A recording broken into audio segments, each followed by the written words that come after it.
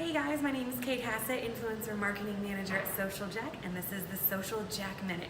Today I'm going to cover how to hide the people also viewed portion on your LinkedIn profile. Let me tell you why this is bad. When they're going to your LinkedIn and they're looking for someone to hire, you don't want to show them your competition, so here's how to do it.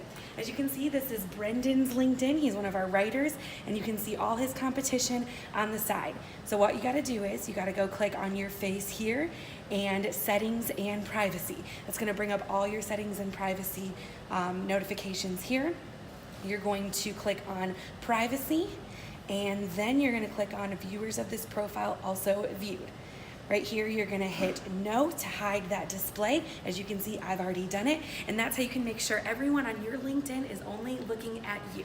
Thanks for tuning in to the Social Jack Minute. See you online.